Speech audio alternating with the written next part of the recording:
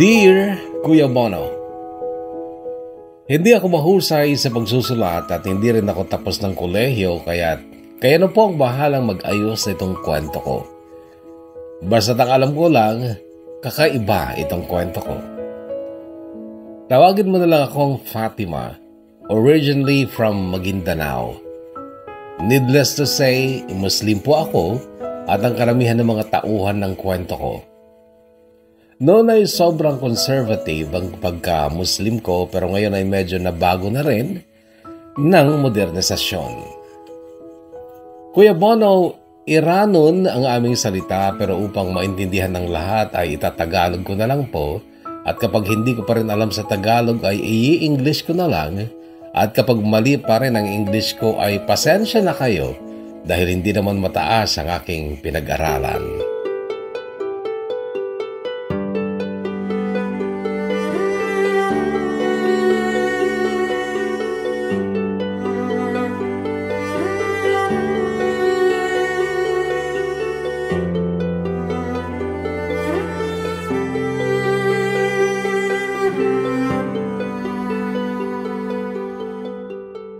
Lumaki ako sa buhay na medyo nakakaangat kumpara sa iba.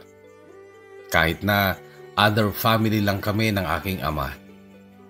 Mayroon siyang naunang pamilya at sa aming kultura ay legal yon maging sa batas at ang mama ko ay hindi pwedeng matawag na kabit. Dalawa lang kaming magkapatid ni Kuya Imad at siya ay totoong lalaki. Pero nagkaroon kasi siya ng matalik na kaibigan na pusong babae. Siya si Aiden at hindi siya Muslim kundi Kristiyano-Katoliko at si Aiden ang malambot. Nahahalata noon pa lang ang pagka-gay niya at dahil best friends sila ni Kuya Imad, napagbintangan na bading din ang aking kuya. Dahil nga sa kasabihan daw na birds of the same feather flock together.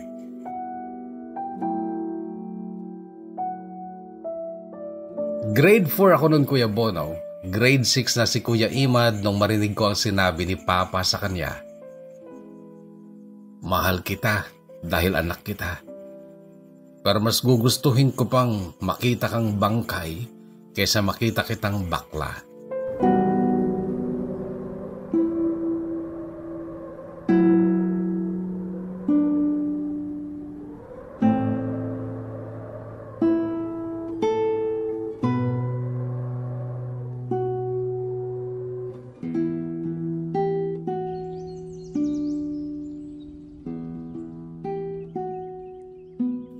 Dayo lang sa barangay namin ang pamilya ni Aiden, magulang niya at nag-iisang kapatid niyang si Jaco.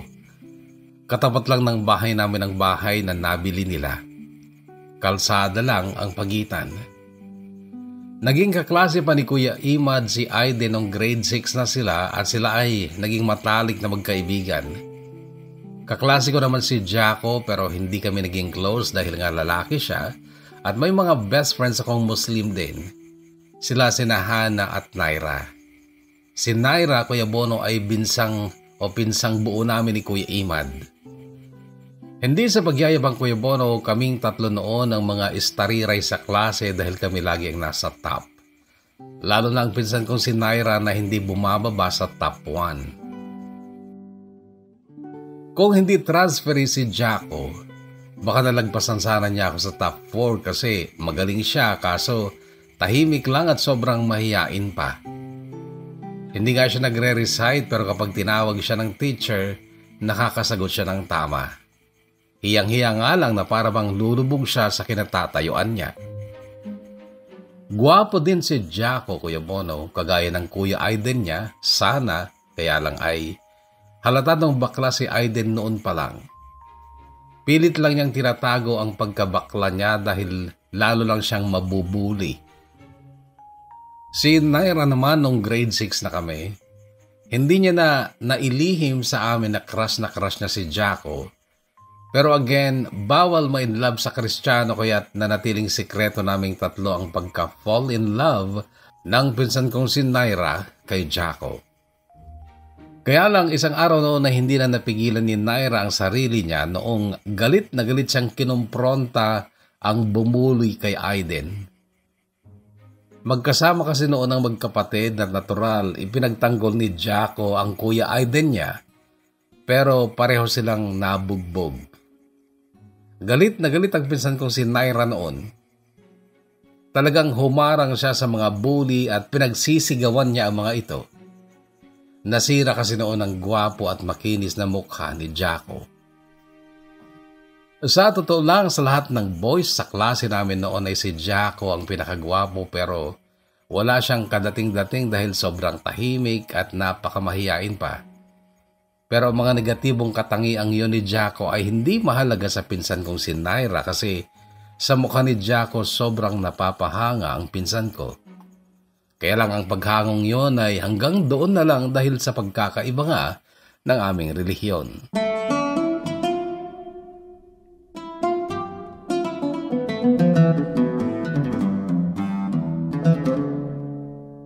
Lumipas ang maraming taon.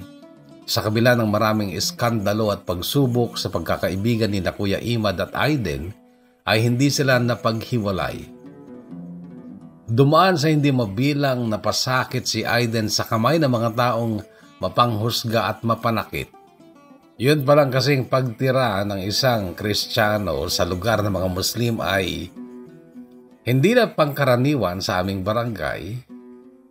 Siya ay binabai pa, kaya't lalo siyang dumanas ng maraming pasakit.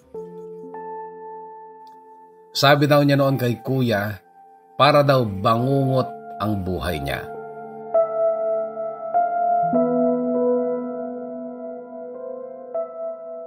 Sa totoo lang, nag-adjust pa nga noon si Aiden noong second year college na sila. Tinangka niyang pumasok sa Islam pero hindi siya tinanggap dahil sa gender niya.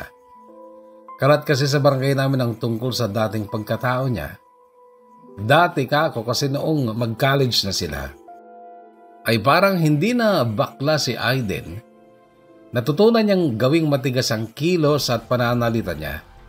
Salamat kay Kuya Imad na walang sawang nagtuturo at pumupuna sa kanyang timbre ng boses at mga kilos. Nakabili pa nga ang papa ni Aiden ng lupa sa tabi ng ilog noon. Doon ay nagpatayo sila ng kubo at kulungan ng mga alaga nilang hayop, at si Aiden ang madalas mag-alaga sa mga kambing at manok nila doon. Nagkaroon din sila ng bangka at si Aiden ay natutupang mangisda sa ilog. Madalas ay kasama niya si Kuya. Mukha ng magsasaka o mangingisda si Aiden noon.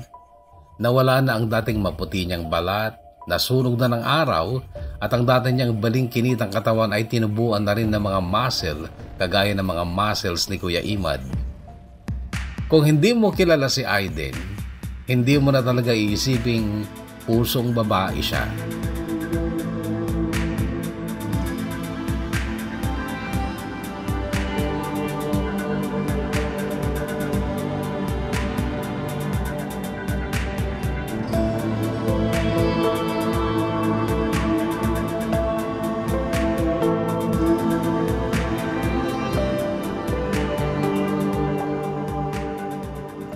Si Kuya Imad naman noong palang mag-18 years old siya ay pinipuwersa na siyang mag-asawa ng babaeng hindi naman niya gusto talaga. Kaya kahit pa nagalit ang buong angkan namin, lalo na ang angkan ng babaeng ipinapaasawa sa kanya, ay sobrang nainsulto nga dahil sa pag-reject ni Kuya Imad sa kanya, ay wala pa rin silang nagawa para mapag-asawa na si Kuya Imad. Noong mga panahong yun, Kuya Bono, 17 years old na ako at medyo malawak na talaga ang pangunawa ko, pero nagkaroon din ako ng pagdududa kina Kuya Imad at Aiden, lalo na nung makita ko silang magkayakap sa tabing ilog. Saglit ko lang nakita yon at noong paglingon ko ay parang nagsusuntukan na sila. Tinanong ko si Kuya Imad kinagabihan kung ano ba talaga ang totoo. Sinabi ko rin na nakita ko silang magkayakap, pero ang sabi ni Kuya Imad, tinuturuan lang daw niyang makipagsuntukan si Aiden upang makalaban siya sa mga agtitrip sa kanya. Grabe kasi noon ang ibang kabataang lalaki kay Aiden. Walang araw yatang hindi na bully si Aiden, sa baryo man o maging sa school. Then October 2007, malakas pa ang bagyo noon, hangin at ulan at umaapaw ang tubig sa ilog. Sumugod pa rin si Kuya Imad upang tulungan si Aiden na mag-akyat ng mga kambing at manok kasi mababa ang lupa sa tabing ilog at babahain ng mga kubo at tahanan ng mga hayop nilang alaga. Kaya lang ang balita ay nagdatingan ang isang grupo ng mga kalalakihang nakasakay sa isang pick-up at pinagtripan sina Kuya Imad at Aiden. Isang matandang lalaki lang ang nakakita pero hindi pa siya sigurado dahil nagmamadali daw siya noon sa pagbibisikleta. Nakita lang niya na nag-aaway ang mga kalalakihan at nagtatakbuhan ang mga kambing. Tansya daw niya ay 7 ang lalaking nagrarambulan pero ni isa sa kanila ay walang nabuhay at 2 bangkay lang ang natagpuan. Yung isa ay nakasakay sa loob ng pick-up, pero may mga saksak sa katawan. Yung isa naman ay nasa ibabaw ng malaking bato. Yung ibang katawan, maging sina Kuya Imad at Aiden, ay pinaghihinalaang tinangay ng malaking tubig ng ilog.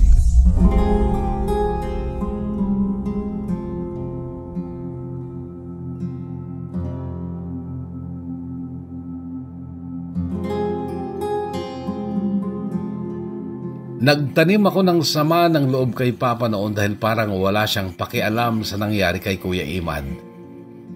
Nakakasuklam na mas nag-alala pa siya at nanghinayang sa mga kambing na nawala kesa sa kanyang sariling anak. Si Mama pa ang nagkumahog na humingi ng tulong para mahanap ang bangkay ni Kuya, pero wala silang nakita. Isang bangkay ang nakita nila, kasamahan ng mga kaaway ni na Kuya, may mga saksak din sa katawan. 4 pa ang nawawala at hindi na natagpuan, kabilang sina Kuya Imad at Aiden.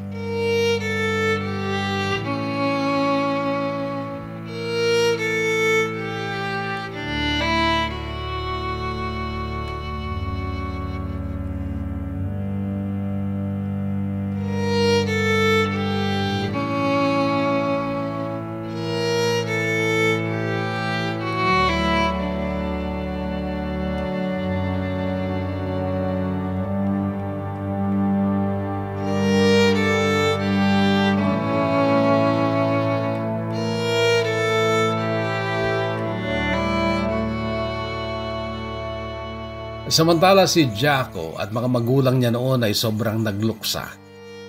Nagpalamay pa sila kahit wala namang bangkay na binurol pero makaraan lang ng ilang araw ay umalis na sila sa barangay namin. Hindi ko alam kung saan sila lumipat.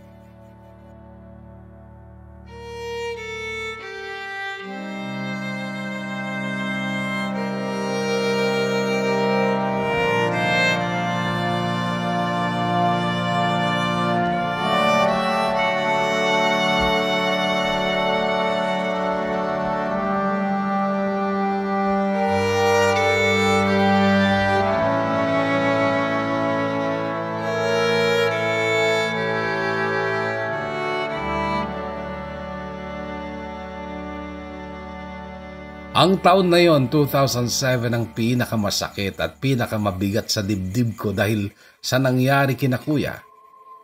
At ang pagpipilit ni Papa na ipaasawa na ako sa lalaking hindi ko gusto.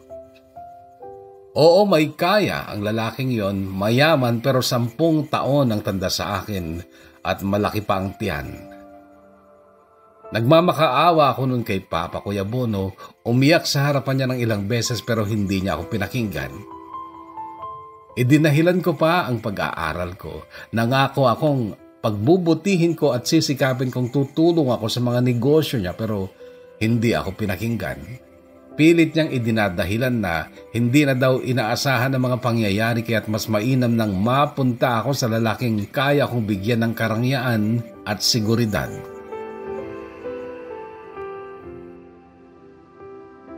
Humingi na lang ako noon ng kapatawaran kay Allah dahil sa ginawa kong paglalayas mula sa poder ng magulang ko.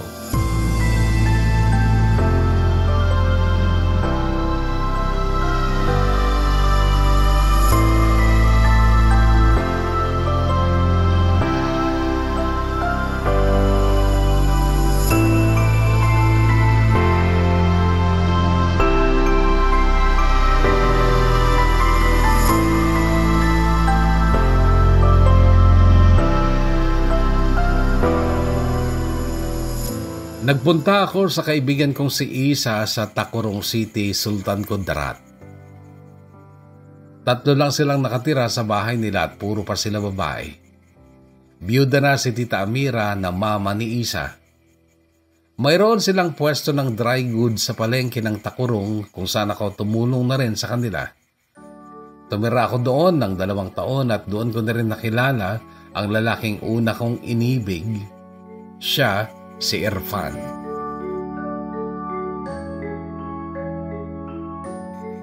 Hindi nga lang maganda ang paraan kung paano ko nakilala si Irfan. Hinahabol siya noon ng mga kaaway niyang may mga dala pang panaksak. Nagtago siya sa pwesto namin sa dry goods na pagmamayari ng mama ni Isa. At nung araw na yon ay wala ang mama ni Isa at kami lang 2 ang naroon. Takot na takot kami pero nagawa pa ni Irfan ang humingi ng dispensa bago umalis noong sa tingin niya ay wala na ang mga kaaway niya. Kaya lang nalaglag ang cellphone ni Irfan at ako pang nakakita sa sahig ng fitting room kung saan siya nagtago. Nokia 3310 pa noon yon na may basag sa screen. Ilang oras lang ang dumaan ay may tumatawag sa cellphone niya. Sinagot ko. Hi, ikaw ba yung magandang babae sa tindahan ng damit? Tanong niya sa wikang Maguindanawon. Ikaw ba yung lalaki nagtago kanina? Sagot ko naman. Oo, ako nga.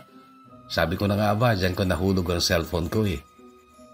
Kunin mo na lang dito. Sabi ko pero ang sagot niya, pakitago muna kung pwede. Hindi ko alam kung kailan ako makakabalik dyan eh. Delikado kasi ako dyan. Okay, sige. Bye na. Sabi ko pero nagsalita pa ulit siya. Hello miss. May pinlock ang cellphone na yan. 4 na 0 at 1 1. Okay. At saka miss, pwede ko bang malaman ang pangalan mo? Ako nga pala si Irfan. Fatima. Sagot ka naman at doon nagsimula ang maganda naming ugnayan ni Irfan kasi mula noong araw na yon ay gabi-gabi na rin siyang nagte-text. At kapag hindi ako nagre-reply, agad siyang magpapadala ng load. Ramdam kong matalino siya Kuya Bono sa paraan pa lang ng pananalita pati sa paraan ng pagte-text niya. Bagay sa kanyang pangalan niyang Irfan dahil sa Arabic ang Irfan ay karunungan or knowledge. Hindi siya mahiling mag-shortcut ng text. Mas madalas na kompleto ang spelling niya at sensible talaga siyang kausap kaya't hinayaan kong magkaroon kami ng regular na komunikasyon sa text. Malaki actually ang naitulong sa akin ni Irfan upang mabawasan ang pag-aalala at pagkakonsensya ko sa kasalanang nagawa ko sa magulang ko at kay Allah dahil sa paglalayas ko. Kaya lang dahil din kay Irfan ay muli akong nagkasala ng mas mabigat. Dahil hindi ko na malayang nahulog na ng lubos ang loob ko sa kanya kahit nasa cellphone lang kami nakakapag-usap, ay nagkaroon kami ng relasyon at makaraan ng 3 buwan noong bumalik siya ng Tacorong ay sumama ako sa kanya sa bahay nila. Walang tao noon sa bahay nila at doon ay naipagkaloob ko ang katawan ko sa kanya.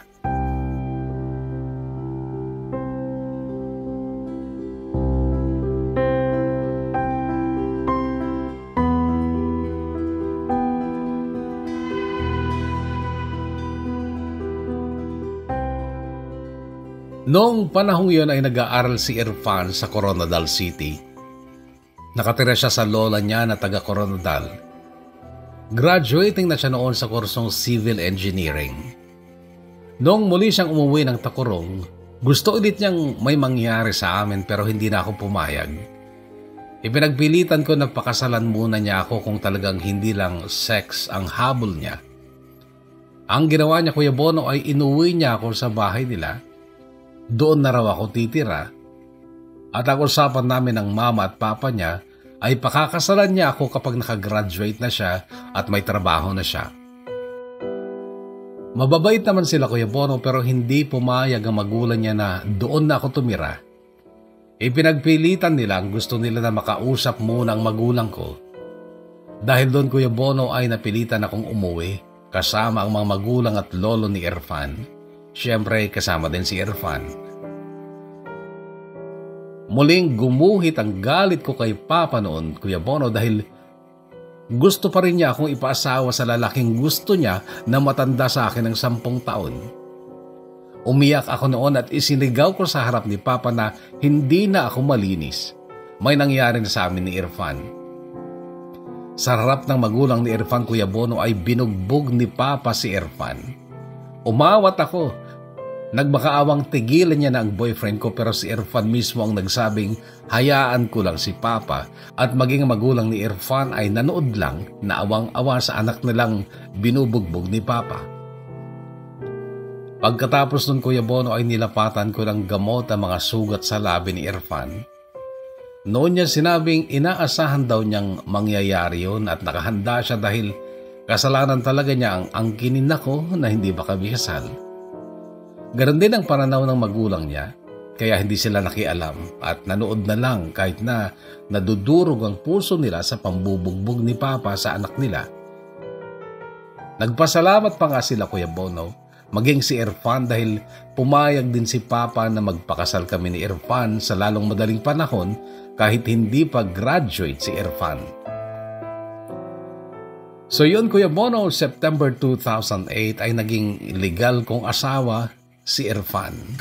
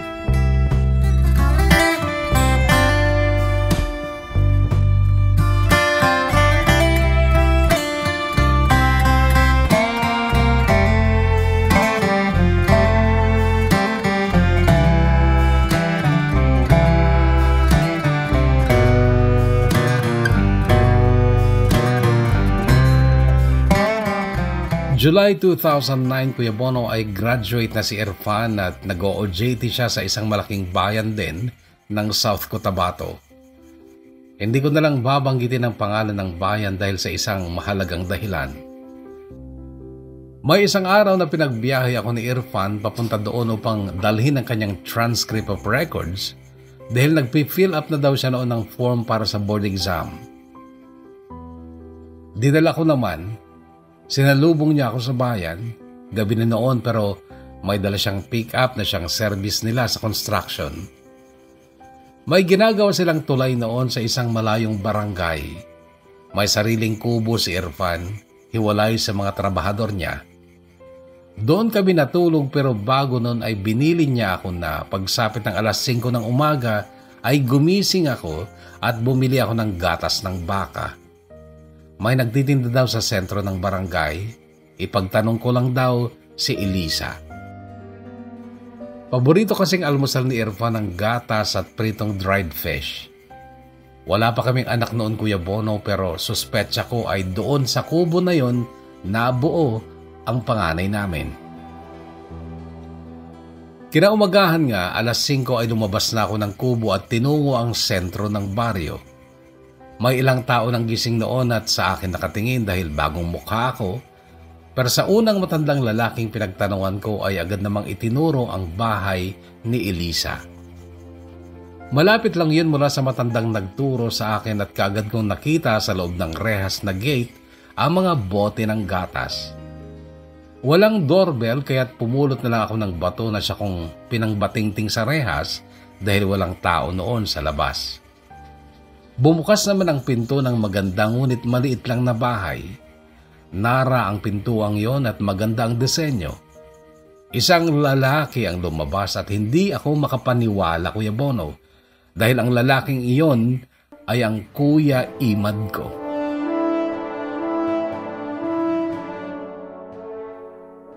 Oo, malaki ang pinagbago ng katawan niya. Tumaba siya at may bigote na at balbas, pero ang mga mata niya, ang ilong, ang labi niya, alam kong siya. Nagulat din siya at hindi makapaniwalang naroon ako sa harapan niya. Nung una, mahina lang ang pagkabigkas niya ng pangalan ko. Fatima? Kuya Imad? Sagot ko. Pero pagkatapos nun ay nagsisigaw na siya. Isinisigaw ang pangalan ko dahilan upang lumabas si Elisa na asawa niyang buntis noon at hirap ng lumakad. Kapatid ko, sabi niya kay Elisa. Ha? E di buksan mo yung gate, papasukin mo. Taranta namang sigaw ni Elisa. Napakasaya ng umagang yun, Kuya Bono. Masaya pero may luha dahil hindi ako makamaniwalang ang nag-iisa kong kapatid na akala ko'y patay na ay buhay na buhay pala.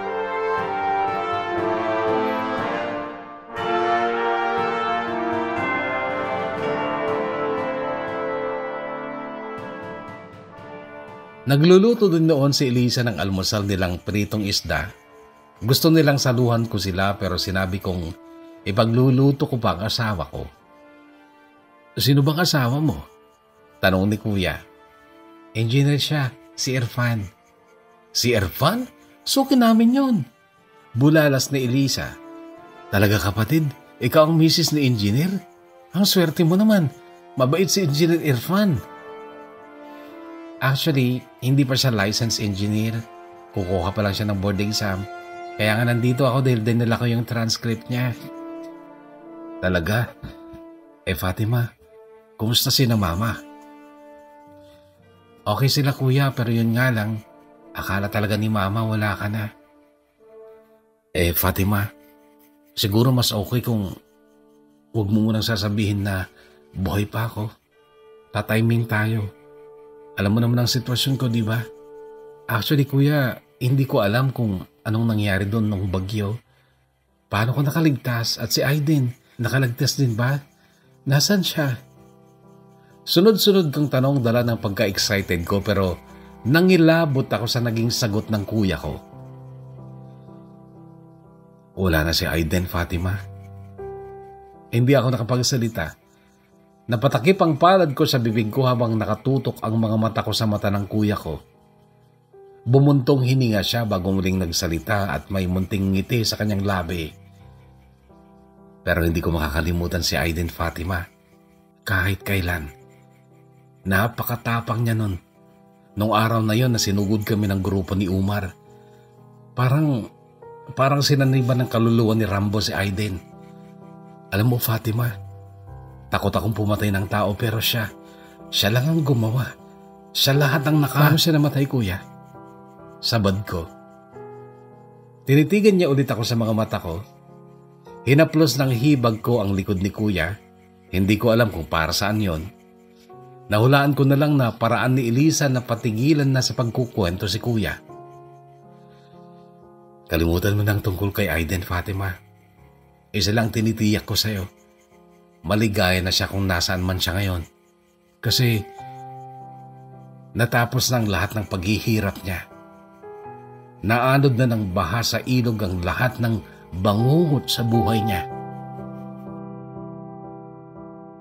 Dahil sa sinabing ito ni Kuya Imad ay inisip ko na lang na natangay din ng ilog baha ang katawan ni Aiden noon.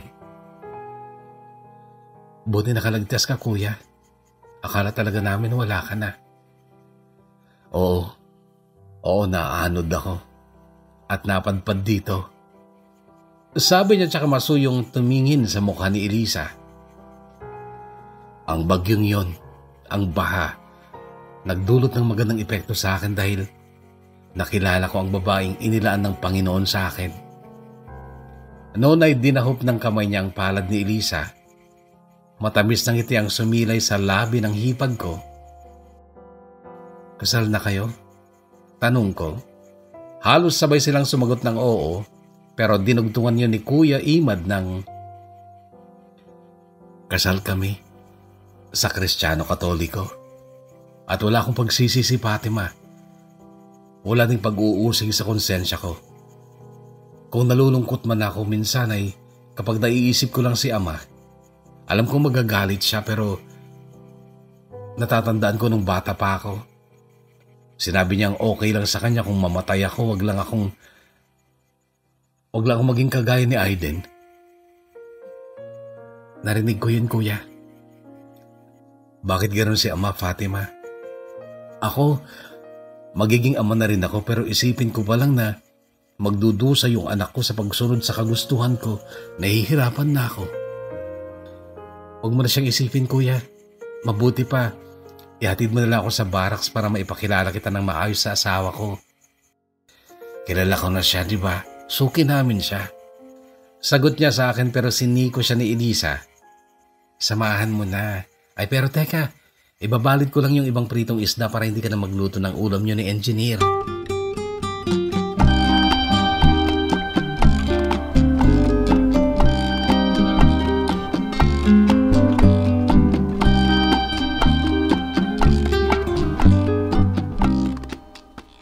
Dahil sa masayang pangyayaring yon ay nagpasya kong doon lang muna ako tumira.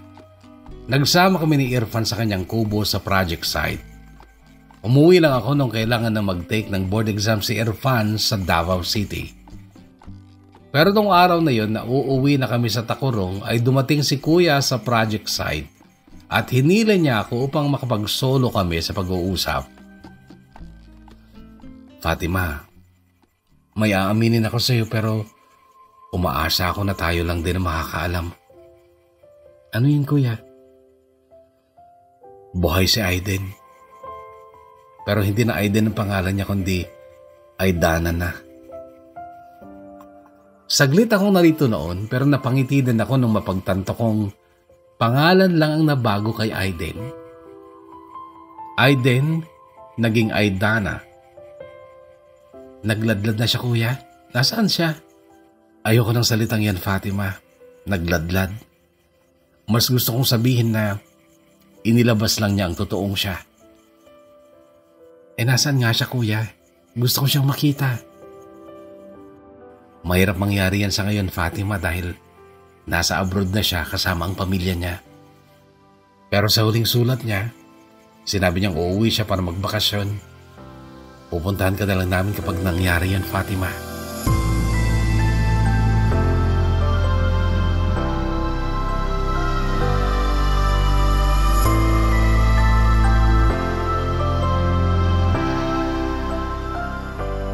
Muli ay nagkaroon ako ng dahilang ngumiti noon dahil napunas ang alaala ko sa maling kwento tungkol sa nangyaring yun noong baha.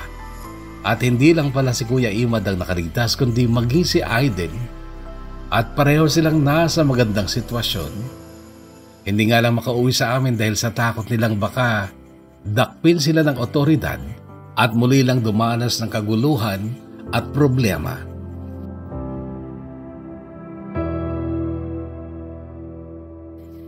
Pinalad namang makapasa kaagad sa board exam ang asawa ko, Kuya Bono. Pero nung araw na mamalengke kami ng mga ilulutong handa para sa blowout sa palengke ng Tacorong, ay sobra akong kinabahan dahil naramdaman kong mawawala na rin sa akin si Irfan. Dalawang lalaki ang humarang sa kanya at base sa galaw ni Irfan noon ay lalaban siya. Hinawi kasi niya ako sa harapan niya pero tinabig ko ang kamay niya at muli akong pumwesto sa harapan niya sabay titig sa dalawang lalaki at ang sabi ko, kung anumang pinag-aawayan ninyo, pwede ba kalimutan nyo na? Hindi na kayo mga bata, lalo ka na Irfan. Malapit ka nang maging ama. Lumaki na ang mga katawan ninyo. Sana pati mga utak nyo sumabay din sa paglaki. Bakit? Sino ka ba? Tanong ng isang lalaking noon ay may kinakapa sa tagiliran niya. Asawa niya ako. Sagot ko. Nagkatinginan sila at yung isa ay nagmura pa. Paano si Nadia, Irfan? May anak ka rin sa kanya. Halos mabitawan ko ang hawak kong supot noon. Hinawakan ni Irfan ang kamay ko at ang sabi niya, patawad, hindi ko kaagad nasabi sa'yo. Noon ay may dalawa pang lalaki ang dumating at yung isa ay matanda na. Malaki na ang tiyan ko noon, Kuya Bono. At imposible nang makatakas ulit si Irfan sa kanila. Ako na lang ang nakiusap noon na makipag-usap na siya sa kanila at iyon nga ang nangyari. At ito rin ang dahilan kung bakit makaraan lang ng 2 taon ay kinailangan ni Irfan ang mag-abroad dito sa Kuwait para matupad niya ang kanyang pangako sa pamilya ni Nadia. Makaraan ng 1 taon niyang pagtatrabaho dito noon ay kinuha naman niya ako at kami ay nagsama sa isang villa na pagmamay-ari ng kanilang kumpanya. Dito na nabuo at dito ko na rin isinilang ang pangalawa naming anak. Yung panganay namin ay iniwan ko muna sa pangangalaga ng aking mga magulang nung magpasya kong samahan ng asawa ko dito. Mula pa nung una ay nakakainip na talaga dito, Kuya Bono.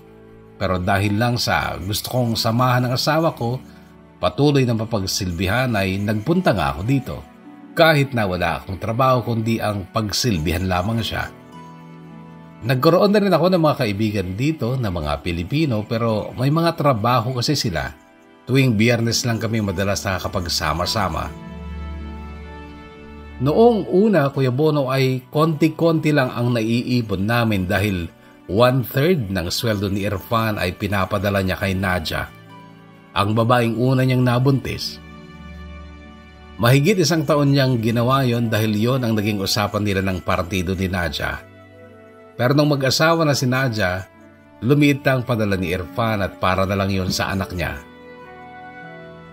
Taong 2020 bago mag-pandemic ay napasok si Irfan sa Ministry of Public Works kaya noon lang kami nagsimulang maging stable dito sa Kuwait. At sa ngayon ay masasabi kong para na rin kaming mga locals. Nakakatulong na rin kami sa mga pamilya namin dyan sa Pilipinas, lalo na sa mga anak ni na Kuya Imad at Elisa. Kaya lang hanggang ngayon, Kuya Bono, ay hindi pa kami nakakauwi, bagay na sobra-sobra kong inaasam-asam dahil gustong-gusto ko nang makasama ang panganay ko. Oo, nasanay na rin ako sa buhay dito pero iba pa rin ang buhay dyan sa Pilipinas. Madalas nga ay napapanaginipan ko ang ilog, ang mga pananim, ang mga alagang hayop ni Kuya Imad. Sabik na sabik akong makauwi sa sarili kong lupang sinilangan. Si Jaco ay mayroon na ring asawa at pareho ko silang kaibigan sa Facebook. Si Aidana, nasa UK na ngayon at nabubuhay bilang isang babae at hindi pa rin siya nakakalimot sa matalik nilang pagkakaibigan ni Kuya Imad. Madalas daw ay nagpapadala din siya ng regalo para sa mga anak ng kuya ko.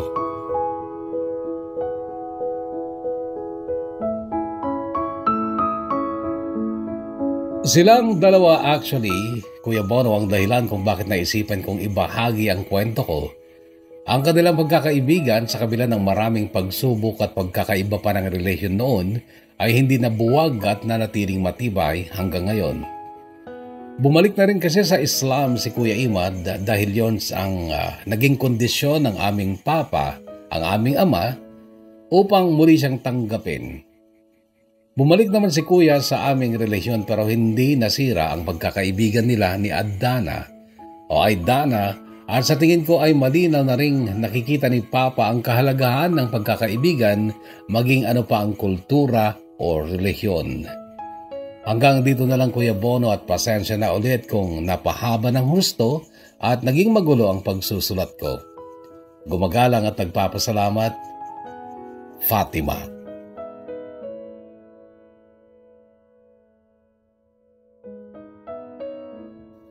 Kahugot na Fatima, una sa lahat maraming salamat dahil naisipan mong ibahagi ang iyong kwento. Napakagandang kwento actually dito sa ating programa. Sa tingin ko hindi naman bitin pero kulang lang sa detalye, kulang sa elaboration. Yung mga bagay na dapat siguro ay nabigyan mo ng buhay ay na-skip mo sapagkat iniisip mong mahaba na pero hindi pa pala. Actually, wala pa ito sa maximum length na 7,500 words. Pero dahil hindi mo alam kung paano malaman kung na-meet mo na yung 7,500 words, ay nagmadali ka at akala mo mahaba na nga.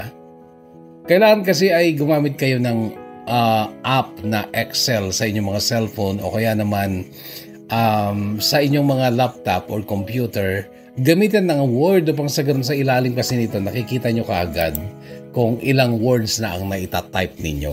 Mga kahugot na nagbabalak pa rin mag-share ng kanilang kwento. Yun lang ang alam kong paraan kung paano mabilang ang bawat words sa isang kwento. Lahat ng tinatype nyo sa Word, sa Microsoft Word.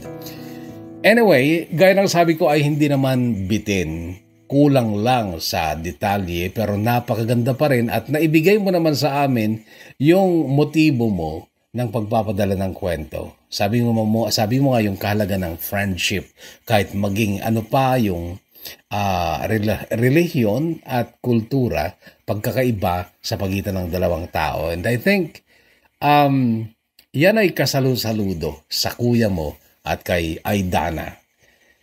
At ganun din, syempre, sa pagkakatagpo mo ng iyong the one na hanggang ngayon na hindi mo naman pinagsisisihan at mukhang masaya ka naman sa iyong buhay. At dahil siguro dyan sa matapat kang mangingibig, matapat kang partner, at ginagampanan mo yung tungkulin ng isang babaeng Muslim sa iyong asawa ng walang pagkukulang at pag-iimbot, hindi ba? And you're lucky also sapagkat nandiyan ang iyong nanay na handang tulungan ka sa mga gusto mong gawin sa buhay. Yung decision mo actually na iwan ng anak mo nung maliit pa siya upang masamahan diyang asawa mo ay isang bagay na mahirap gawin para sa isang ina. Pero nagawa mo naman dahil nga tapat ka sa iyong asawa. Congratulations, and I do believe na marami pang blessings ang darating sa iyo sapagkat mabuti ka. And patuloy sanang i-bless ka pa ng ating Panginoon. Muli, kahugot na Fatima, maraming salamat. At ngayon sa ating mga shoutout. Mula sa nagdaang kwento, o mga kwento actually, ng mga kahugot nating dalawa na maiksi ang sulat at pinag-isa natin sa isang video. Si Eric at saka yung nakalimutan ko na yung isa pa. Pwede nating silipin actually. Mamaya na. Basta ang nasa computer ngayon ay yung mga pa-shoutout nyo sa nagdaang kwento dito sa SIT Somewhere in Time. Simulan natin mula kay Maymay Marafo. Hi Kuya Bono, pa-shoutout from Barlig, Mountain Province. Thanks Kuya Bono sa bagong upload. Pa-shoutout sa susunod. God bless, sabi naman ni Susan Galiabo Viernes. Boss Ames, hanggang dito pala sa SIT ay narito din si Boss Ames. Maraming salamat. Mylene Melad, shout ko yung sa aking anak na si Kyle R.V. Melad of Tugigaraw City. Miss na kita anak. Love Mommy Mylene of Cebu. And Laika Kadawan, pa-shout ko yung thank you. And Senders, galing naman. First time yan, 2-in-1. Yes. At since nagustuhan nyo ay marami pang darating. Kasi marami talagang mga kakwentong maiiksi na akala nila mahaba na pero hindi pa pala. So mula ngayon ay ganito ang gagawin natin, yung mga short pag-iisahin natin. Para naman mahaba-haba, okay? At Levelyn Flores Ranay, shout out po listening from Hong Kong. Thanks a lot, Levelyn. And J. Pone Panuncio from Isabela, shout out to you. Moy Moy, shout out kay Bono here in Saudi Arabia. Narjan, taga Baggaw po. Nasa lahat Moy Moy. And April Aduro, thank you again Papa Bono. Mang ruginak ti trabaho habang agdingig ti barunga kwento. God bless always. I was listening here in Qatar from Cagayan Valley. Thanks a lot, April. And Elson, criminologist, pa-shout ko po from Alicia Isabela, Kabayan. And Karen Anguluan, God bless you too. Ganun din, Lilibet Balin sa Sabado, pa-shout ko po sa asawa ko, nakasama ko ngayon, na nakikinig na si Jojo. Always nakabang sa lahat ng channel mo from Lilibet Balin sa Sabado of Minagbag, Quezon, Isabela. And Brenda Ariola watching here in Hong Kong, Kuya. Pabati sa dalawa kong anak, Casey Queen and Quincy K. At sa mama at papa ko, Danilo at Dolores Ariola. Thank you, Brenda. Ijan Dane Rosales, yung busina talaga. Okay? Yeah, naalala ko na. Pa-shoutout ko yung from Cagayan Valley mula naman kay Venus Padua. And Arwin Taliedo, pa-shoutout ko yung from San Vicente, Quirino, Isabela. Thank you, Arwin. Basel Buena Obra, thanks ko yung sa bagong upload. The Bangers here in Kuwait from Bicol. Pa-shoutout family Petitico and Buena Obra. Patetico pala. and Buena Obra dyan sa Bicol from Vasel Buena Obra. Salamat. Pamitan Rose Shane, shoutout from Burgos Isabela, Pamitan family, shoutout po sa inyo. And Rapses Vlog, hello sa'yo. Julius Abolo, shoutout po listening from Taiwan. And I'm Merlin Sambo, pa-shoutout ko yung I have a listener from Ilagan City. Princess Ilona Jane Abalos. Pa-shoutout Kuya Bono listening here in Hong Kong while cooking. Yam Sokram, pa-shoutout Kuya Bono watching here in Hong Kong. Thank you sa paghahatid ng mga nakaka-inspired na kwento. God bless po sa iyo. Silent listener mo po ako since nasa CLS ka pa. Maraming salamat, Yam Sokram. Si Shane Manipo naman, shoutout Kuya Bono from Korea. Shoutout kay Bono, hi sa pamilya ko dyan sa Pinas, listening here in Fairview Park, Hong Kong. Mula naman kay Sunflower, God is Perfect. Matagal na rin nating kahugot ito. Salamat sa iyo. Rochelle Manahan says magandang hapon. Pa-shoutout kay Bono, loyal listener mo since 2019. Thanks a lot, Rochelle. And Brenda Ariola, hindi ko tuloy matandaan ang mga ex nila kasi kulang sa pagkadetalye. Pero okay naman, maganda pa rin. Nagmamadali ata yung mga senders. Yun na nga, akala nila mahaba na pero hindi pa. Assalamualaikum Kuya Bono, Rahima po ito. Pa-shout Kuya Bono, always support your channel. Yes, I know Rahima. At maraming salamat sa iyo. Shout out to you. At pa-shout Kuya Bono, silent listener here in Hong Kong. Naria here in the Peak, Hong Kong. Thank you. And Lovely Akrabahal, pa-shout Kuya Bono, always listening here in Malaysia. At thank you Kuya Bono, may bago, always nakatuning dito sa aming province sa Ifugao, Municipality of Alfonso Lista. Jerome Mateo, shout out to you. And thank you Kuya Bono, listening here in Singapore from Pangasinan, mula naman kay Mark Tess Baybayan. And Rowena Gamad, pa-shout Kuya Bono, listening here in Qatar. At Princess Nijnel, mahirap basahin. Shout out to you mula sa Dubai. At pa-shout Kuya Bono, always abang here in Al-Hasa, Saudi Arabia, Angela Ligayo. Thank you so much Kuya Liwliwami Ditoy Adayu. Shukran, Angela Ligayo. At wala naman kay Riza Salodares, pa-shout Kuya Bono, watching here in Riyadh, Saudi Arabia, from Riza Ferrer Salodares of Cagayan Valley. At yes po, Kuya Bono, someday magugulat ka na lang, may mga letters na kami sa'yo. Mula kay, si Rahima pala ito, Waiting Rahima. At oo, kasi friend ko sa Facebook si Rahima, nakikita ko yung mga pictures niya, nagba-vlog din siya, pa-search mga kahugot yung kanyang Facebook page, Rahima Sanday Budi. Hindi ko kasi makita dito.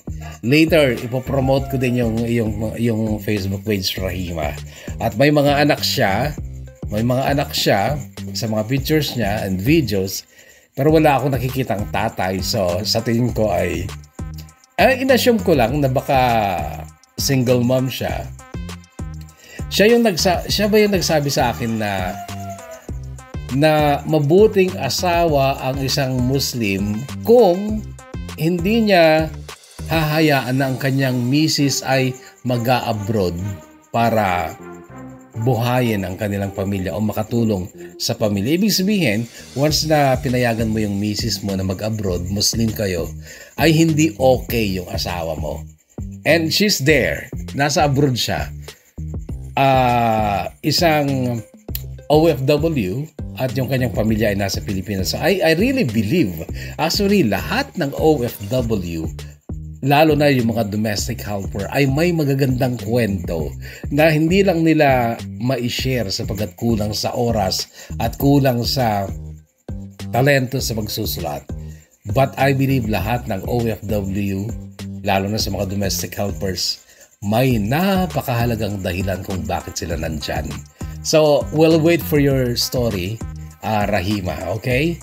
Erickson Honorio, pa-shoutout mula ka sa Apayao. At Jake Kusipag, shoutout mula sa Singapore. Kuya Bono, kailan yung part ng kwento ni Wilden? Meron na, hindi ba? Kailan ba ito? 2 weeks ago kaya pala. Nasa DKB na, kahugot na Revi Pakleva. Arlene Hidalgo says, shoutout Kuya Bono. Hello sa lahat ng Hidalgo family sa Ken Rombawa family. Hidalgo family, Ken Rombawa family, listening here and Bonfal proper, Bayumbong, Nueva Vizcaya. Salamat, Arlene. And hi, Kuya, a listener from Maligi, Sabala, mula naman kay Shisha Layog. And pa-shoutout Kuya Bono, listening here in Sariaya, Quezon Province from Abra Province. Jeffrey Pudol, nagadayo tinapanamon Jeffrey, kung galing ka sa Abra tapos nasa Sariaya ka ngayon, malayo-layo na yan. And good evening Kuya Bono, thanks po sa new upload listening from Taguig City. Ganun yun kapag let's say from Isabela ka tapos nag-abroad ka, Middle East, parang okay lang Pero pag yung isang tao from Isabela tapos nasa Mindanao na, ang layo mo na, no? Ganun yun di ba? Kasi nga, most of the time sumasakay ka sa bus papunta doon, while going abroad ay aeroplano lang, so parang malapit lang. Anyway, yan na muna mga kahugot. Mahigit 20 na yung ating na-shoutout. Sa mga hindi na-shoutout ay pakiagahan na lang po sa susunod ng pagpapa-shoutout. Again, maraming salamat sa pag-aalalaan ng oras sa ating programa. Stay healthy, kahugot, stay safe, and God bless us all.